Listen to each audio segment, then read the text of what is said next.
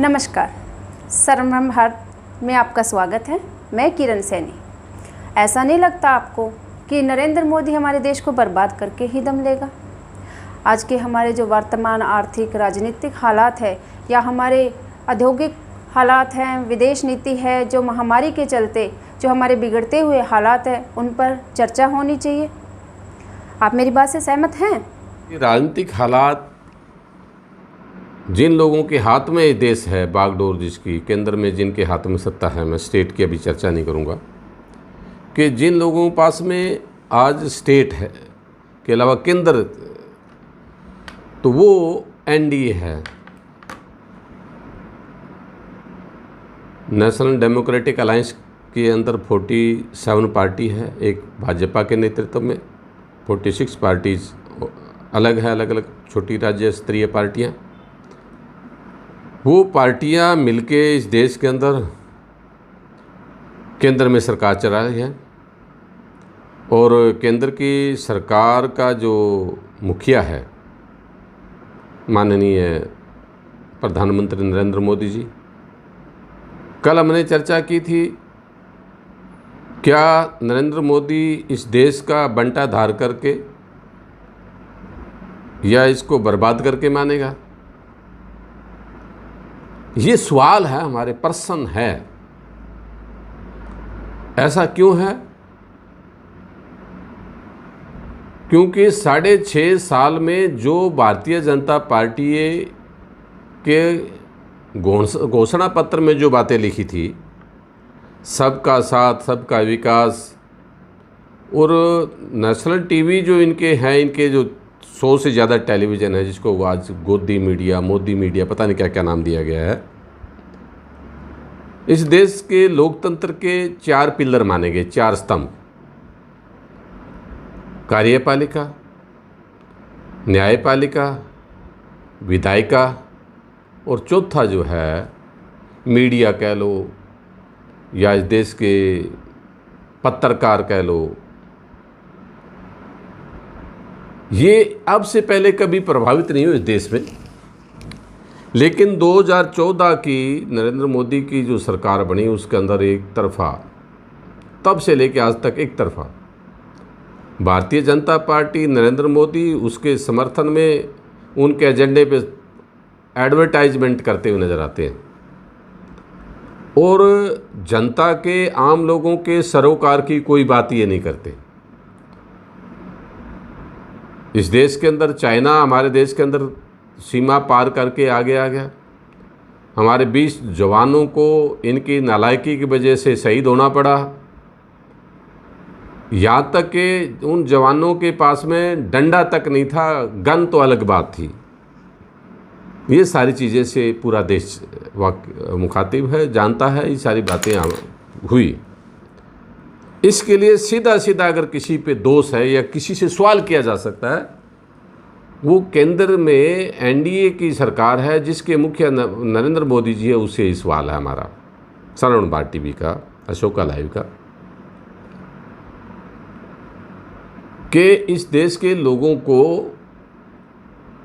भरोसा नहीं रहा आप पे। ये सच है। 24 मार्च को अचानक लॉकडाउन कर दिया। अब 24 मार्च को लॉकडाउन कर दिया, इससे पहले 13 जनवरी को पहला केस कोरोना का आया केरला में और यूएनओ ने तब तक कह दिया था कि कोरोना महामारी है। तो 13 जनवरी से लेके 24 मार्च तक आप ट्रंप की जय जयकार के नारे लगवा रहे थे अहमदाबाद में, या उनके आओ भक्त में पलक पावड़े बिछाए बैठे थे। देश को महंगाई के बारे में, बेरोजगारी के बारे में और ये कहीं कोई चिंता नहीं थी। आपने दिल्ली के अंदर जो कुछ किया, या अमित शाह की जो नालायकी, या सीधा सीधा हमला, 53 लोग जो है दिल्ली के दंगों के शिकार हुए, जिसमें से 13 हिंदू मारे गए और 40 मुस्लिम समाज के लोग मारे गए और 53 के 53 लोगों का सीधा सीधा अगर कोई उनकी मृत्यु का कारण या उनको जिन्होंने मारा है, वो सीधी सीधी जिम्मेवारी केंद्र सरकार पे जाती है, क्योंकि दिल्ली पुलिस अमित शाह के पास है। अगर एक एक विषय पे हम चर्चा करें, वैसे हमने करनी भी है, उन सब विषय में हर विषय अपने आप में महत्वपूर्ण है, चाहे वो आपके देश की विदेशी नीति के साथ जुड़ा हुआ है या पड़ोसी देशों के साथ, चाहे आपका चाइना है, पाकिस्तान है, नेपाल है, बांग्लादेश है, श्रीलंका है। कोई भी देश आप पे भरोसा, विदेशी देशों के साथ जो मित्रता थी, जो संधियां थी, उसका बंटाधार कर दिया आपने। विदेश नीति कभी भी राजनीतिक पार्टी की नहीं होती, वो देश की होती है, देश के लोगों की होती है। और जो विदेश नीति आपने जिस तरीके से बंटाधार किया है, उसका उस पर सवाल तो बनता है, जो अगले किसी एपिसोड में हम चर्चा करेंगे। आज हम जिस बात पे चर्चा करना चाहते हैं वो बात ये है कि 24 मार्च को जो आपने लॉकडाउन किया, उसके बाद जो लोग जैसे थे वहीं फंसे। आपने क्या किया? बसें बंद कर दी, रेलवे बंद हो गया, आपकी सब डोमेस्टिक एयरलाइंस बंद हो गई। और जो मज़दूर, प्रादेशिक मज़दूर थे, जो अलग अलग प्रदेशों में, बिहार के, राजस्थान के, उत्तर प्रदेश के, झारखंड के, ये मज़दूर जो अलग अलग प्रदेशों में काम करने के लिए गए हुए थे अपना घर बार छोड़ के, उन मज़दूरों को वापस घर जाने के लिए कोई व्यवस्था नहीं थी। और व्यवस्था नहीं थी तो आपने देखा 300 से ज़्यादा वो मज़दूर वहाँ से पैदल चल के, अपने अपने हज़ारों किलोमीटर पैदल चल के जैसे पहुँचे। इवन यहाँ तक रहा कि अमेरिका के राष्ट्रपति की बेटी इवांका ने एक अपनी ज्योति पासवान, अपने बाप को, बीमार बाप को साइकिल पे बिठा के और बिहार तक लेके गई अपने पैतृक ज़िले में। वो सब ने देखा। किसी के लिए जो व्यवस्था उस वक्त थी, मारामारी थी, भूखमरी के शिकार जो लोग थे, और रास्ते में कोई साधन नहीं था। वो रेलवे ट्रैक पे चलने को लिए उनको मजबूर किया, क्योंकि आपके स्पष्ट दिशा निर्देश नहीं थे, जिसके कारण उन्होंने रोड मार्ग को छोड़ के रेलवे ट्रैक पे चलना शुरू कर दिया, क्योंकि अलग अलग राज्यों में पुलिस उनको तंग कर रही थी। रेलवे ट्रैक पे चलते हुए थक हार के सो गए, तो ऐसे बहुत से मज़दूर जो रेल के पटरी पे ही उसके मारे गए। ये सब कुछ हमने पीछे मार्च से लेके 24 मार्च से लेके और आज सितंबर तक हमने देखा। आपने थाली बजवाई कोरोना के नाम से, कोरोना भाग जाएगा थाली से।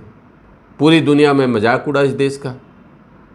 ये देश गौतम बुद्ध का देश है, ये देश पेरियार का है, बाबा साहब भीमराव अम्बेडकर का देश है, नेताजी सुभाष चंद्र बोस और गांधी का देश आप कह सकते हो। इस देश के अंदर हिंदुओं के अलावा मुसलमान रहते हैं, सिख रहते हैं, ईसाई रहते हैं, बौद्धिस्ट रहते हैं, और वो लोग रहते हैं जो किसी धर्म को नहीं मानते, नास्तिक लोग भी रहते हैं।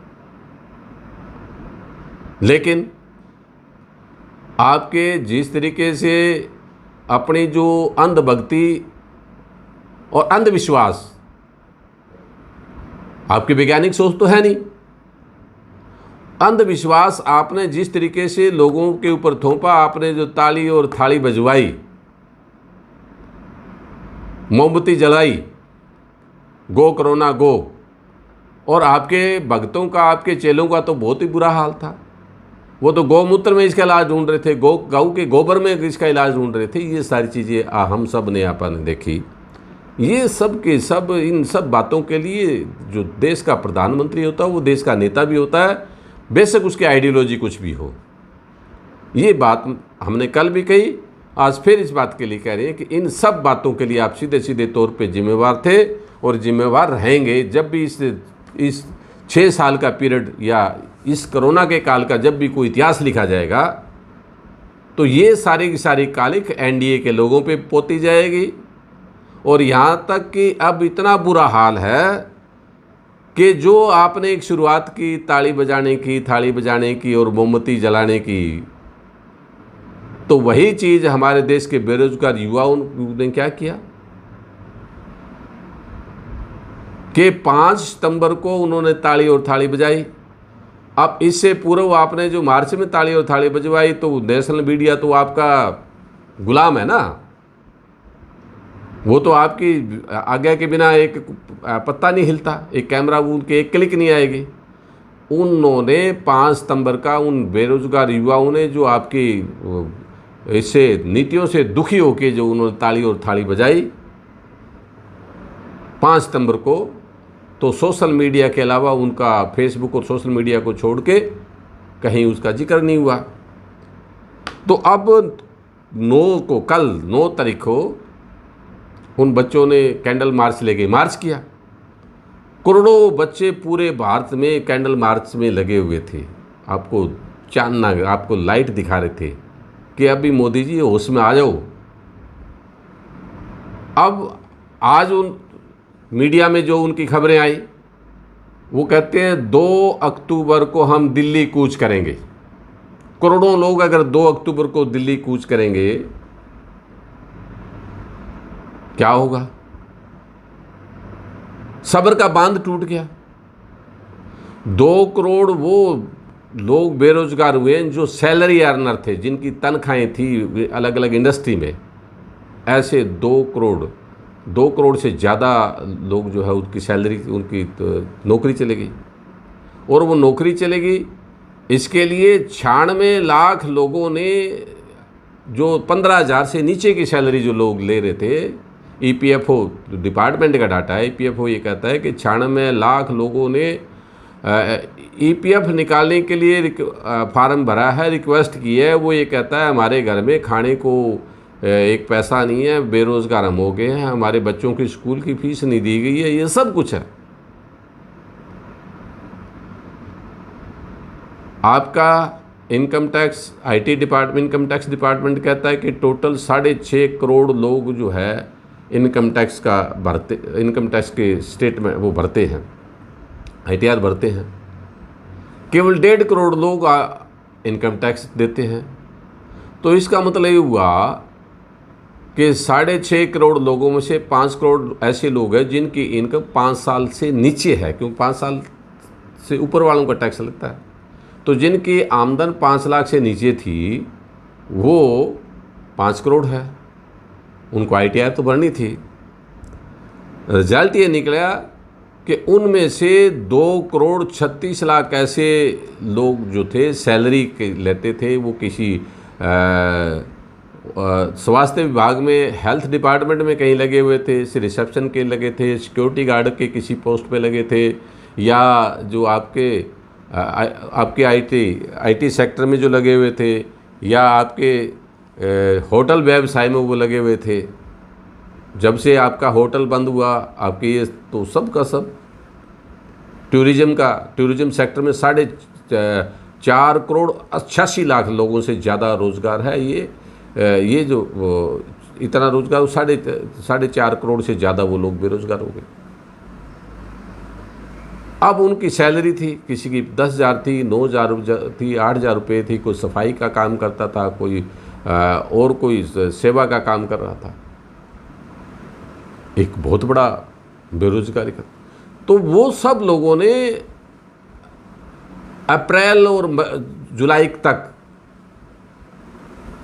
96 लाख लोगों ने कहा जी हमारी नौकरी चलेगी, और 96 लाख लोगों ने ईपीएफ डिपार्टमेंट को ईपीएफ के लिए वो दे चुके हैं, इतने लोगों को ईपीएफ दे चुके हैं, बाकी एप्लीकेशनें और आ रही है। इसका मतलब तो ये तो था जो 1 नंबर में जिनका रोजगार था। दूसरी तरफ हम देखते हैं कि कंस्ट्रक्शन सेक्टर में जो रोजगार है, वो सबसे बड़ी बात जो है कंस्ट्रक्शन सेक्टर की ये है कि 10.5 करोड़ लोगों से ज़्यादा रोजगार, CMIE का डाटा है कि 10.5 करोड़ 66 लाख जो लोग जो थे जो बिल्डिंग कंस्ट्रक्शन, जो चिनाई का मिस्त्री है, इलेक्ट्रिशियन का काम करते हैं, प्लम्बर का काम करते हैं, ऐसे लोगों को रोज़गार मिला हुआ था। तो आपके इससे पहले मार्च में जब आपने ये घोषणा की तो उन लोगों ने एकदम उनके लिए काम बंद होगा और इनके पास में कुछ नहीं रहा। एक बहुत बड़ा तबाही का कारण, एक बड़ा बेरोजगारी का सबसे बड़ा कारण। लेबर चौक में कभी कभार जब हम किसी काम के लिए ज़रूरत पड़ती, मज़दूर को लेने के लिए जाते, तो सुबह 8 बजे 100-150 मज़दूर बड़ी मुश्किल से होते थे। अब कम से कम किसी लेबर चौक पे आप जाओगे तो 1800 लोग 10 बजे बाद भी खड़े रहते हैं, इस बात की वेट के लिए खड़े रहते हैं। जब पूछा भी ये तो 9 बजे बाद तो कोई काम रहा नहीं तो क्या करेंगे, कहता जी क्या करें साहब, 10-11 बजे भी आ जाएंगे तो आधी दिहाड़ी पे हम चले जाएंगे, हम तो काम करने के लिए यहाँ चौक पे, लेबर चौक पे आ गए हैं। ये हर स्टेट में, हर ज़िले में जहाँ लेबर चौक बने हुए हैं, जहाँ पे सुबह सुबह मज़दूर अर्बन मज़दूरी के लिए जो जाते हैं, चिनाई के काम के लिए जाते हैं, छोटे मोटे काम के लिए वो जाते हैं, रोज़ की खुली दिहाड़ी करते हैं, वो ये हालत है। इंडस्ट्री चल नहीं रही, कंस्ट्रक्शन का काम अभी ढंग से शुरू नहीं हुआ, जो टूरिज़्म होटल व्यवसाय है वो सारा बंद पड़ा है, ठप पड़ा है, ट्रांसपोर्टेशन बंद पड़ा है। अनलॉकडाउन आपने कर दिया, इसके बावजूद भी तो पटड़ी पे मेरे को लगता नहीं देश। और ये जो डाटा 2 ऑर्गेनाइजेशन है जिनका, एक ILO है, इंटरनेशनल लेबर ऑर्गेनाइजेशन का, एक CMIE का डाटा जो है वो क्या कह रहा है कि सुन के बड़े हैरानी की बात है कि सबसे ज़्यादा जो आज के दिन जो हालात है हरियाणा में जो 2019 और 2020 के डाटे को अगर आप निगाह मारें तो अप्रैल में 26.4 बेरोजगार एम्प्लॉयमेंट था, मई में 18.3% था, जून में 22.1% था और जुलाई में 19.5% अनएम्प्लॉयमेंट रेट जो था ये दर्शाता है। ऐसे करते करते 2019 के दिसंबर तक 27.6% जो है बेरोजगारी थी हरियाणा में उस वक्त। 2019 में आपके कोरोना से पहले की ये हालत है आपके हरियाणा सरकार की। और उसके बाद क्या हुआ, जनवरी में 20.3%, फरवरी में 25.8% और मार्च में 25.1% और अप्रैल में 43% से ज़्यादा बेरोजगारी। ये आपके अनएम्प्लॉयमेंट रेट है हरियाणा के। ये डाटा जो CMI का है, CMEI के, और इसी तरीके से मई में 29%, फिर 26% और फिर जुलाई में 24%, फिर 33.5% अगस्त में आते आते अगस्त का डाटा जो है ये वेरी कर रही बता रहा है। अब क्या है, सबसे ज़्यादा बेरोजगारी की दर जो है 43.2% जो हरियाणा की है। तो आपने मनीराम जी को सुना।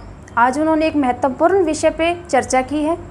अगर वो विषय आपको पसंद आया हो तो कमेंट में ज़रूर लिखें और हमारे वीडियो को लाइक और शेयर ज़रूर करें। प्लीज़ हमारे चैनल को सब्सक्राइब कीजिए। कल फिर मुलाकात होगी रात 10 बजे। तब तक के लिए अलविदा, नमस्कार।